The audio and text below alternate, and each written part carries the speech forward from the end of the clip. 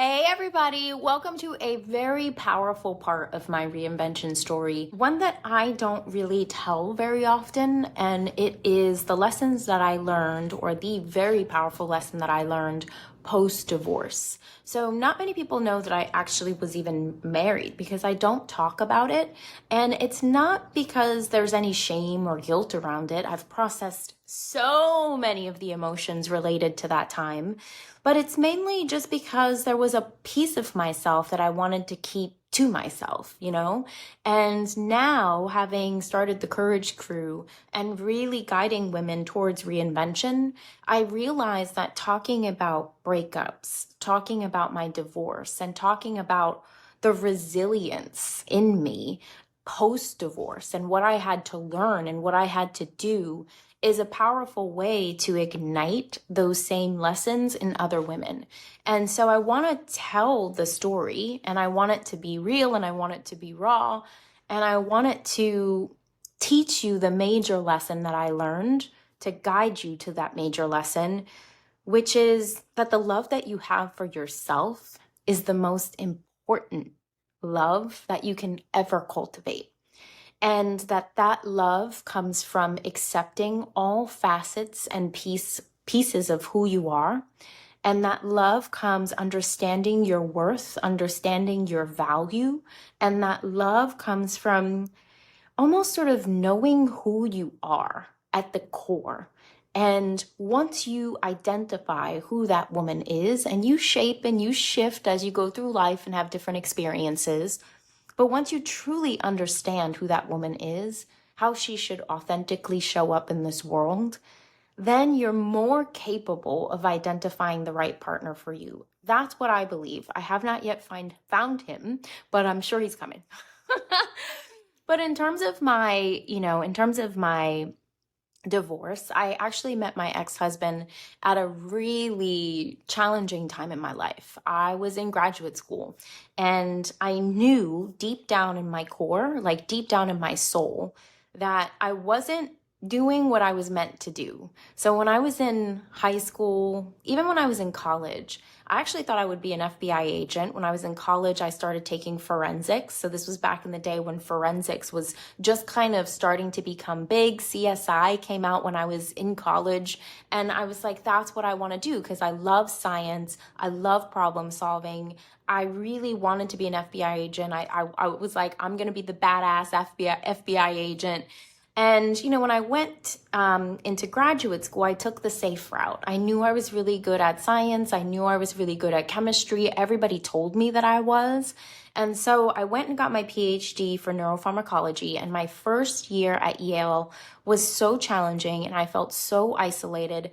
I had come from being a girl in the projects of Brooklyn and plopped into an Ivy League whitewashed environment that was highly, highly competitive. So the science, the STEM space, if you're in it, super competitive. And at that time, still very male dominated and male driven. We talk about tech and STEM being very male driven even now. Back then, I'm not dating myself, but back then, it was even more male driven and very highly competitive. It was just not the right space for me. I remember somewhere in the middle of my first year, I actually went to the career services office at Yale, and I was gonna leave. I was gonna quit. And the career services woman, the career guidance woman there said to me, "Look, if you can stick it out, because no doors will ever close for you because you have a PhD from Yale." And so I decided that I would just push through. I would find the right lab to go into, and I would just try to make the most of the situation and just keep revisiting that feeling. So my second year of graduate school, I was walking down the hallway, and my ex-husband was walking towards me. And it was one of those magical movie moments, one of those moments where you're just like, holy hell, that you've just met someone who is about to change your life. That's how I felt. I felt like I was in a movie in that situation. And we dated, and it was a turbulent start to our dating.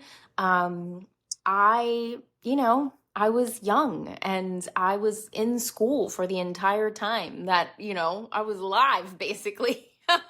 because I went, high school straight to college and straight to grad school. But we ended up getting engaged just a few months after we started dating, and we got married about a year and a half after our engagement. And there was a moment a few weeks before we were set to be married where we were driving home from his parents' place. And I remember saying to him, like, are you scared? Like, are you scared? Like, do you think this is really going to work? And we had this really deep, intimate conversation that, we were going to really go into this and give it our all. And we did. It didn't work. It didn't. After just about 6 years of being together, we decided to separate. And you would have to talk to him and ask him to take part in whatever part he felt he played in that. So I'm just going to tell you the part that I felt I played in it, because it really taps into the most important lesson I think I've ever really learned in my lifetime, truly. And I believe that's why marriage happened for me, was so that I could learn this very important lesson. As I mentioned to you, I was in school my entire life when I met my husband, and we got married right around the time that I was graduating, that I was set to graduate. So I didn't know who I was. Like, I honestly didn't know who I was when I married my ex-husband. I thought that I was, going into a career in pharmaceuticals, in the pharmaceutical industry, because that's what I thought you do with a PhD in neuropharmacology. I thought I wanted to be married and I wanted to have kids because that's what my parents told me I should do. And he was stable and he had a good head on his shoulders. And I felt like, if I have kids with him, like, okay, I guess I'll be taken care of, and I guess my kids will be taken care of. It wasn't until I stepped out into the career world, I stepped out into the world in general, and really got to explore for myself. What am I good at? What am I passionate about? What do I love? What do I enjoy? What sparks my interest? It wasn't until I really started to find myself that I realized that the person that I married wasn't a complement to the person that I truly wanted to be and wanted to become. And that was the most pivotal thing for me to really recognize. And I recognized it in feelings during the time. I didn't recognize it fully until I processed the entire time we were together years later. But the way that I was acting out, or the things that I was doing, or the way that I was pushing him away, was truly because I was almost kind of fighting for a level of independence of myself, like a level of capacity for me to just be able to think, breathe, and be on my own and experience this world for myself. I loved him so much. And even to this day, when I date men, things that he taught me and the ways that he treated me in the good times, because there were many, many bad times, in the good times always sits in my mind. And I compare, whether this is good or not, I compare people that I meet to those beautiful moments that I had with him. And so I loved him, but I realized that I needed to learn to love myself, and I needed to learn to put myself first. I needed to find me. Really, I needed to find me. I needed to find what I believed. I needed to find what I thought. At the time that we were going through our rough patch before our divorce, it felt like everything was imploding, like I was in a career where I was making a lot of money and I loved the work that I did, but I was in a toxic workplace. So I felt like so conflicted about how I was supposed to be acting or engaging in that area of my life.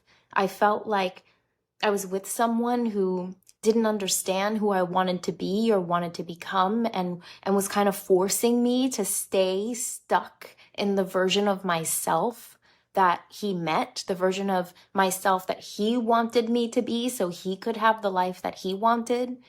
And so I decided to rebel and to choose myself first.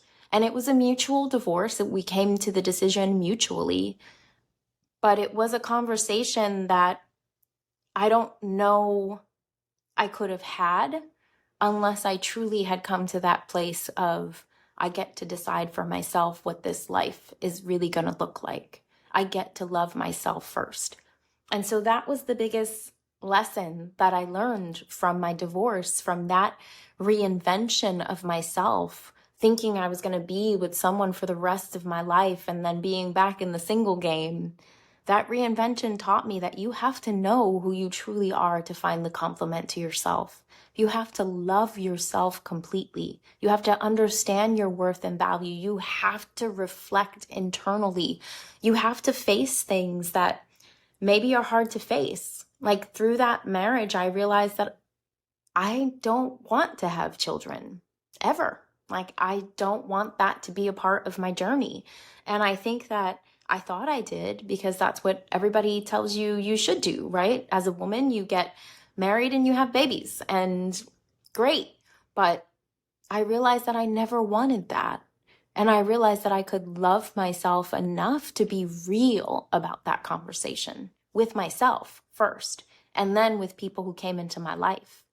So the biggest lesson from my divorce was to love yourself, to know yourself, to understand yourself, and to realize that when you're in relationship and partnership with you, then everything just starts to become much easier because you know who you are and you can authentically show up as that person for you first.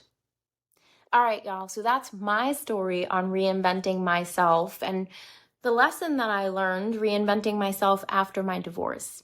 So I'd love to hear from you in the community if this story really resonates with you. Have you gone through a divorce? And what was the lesson that you learned?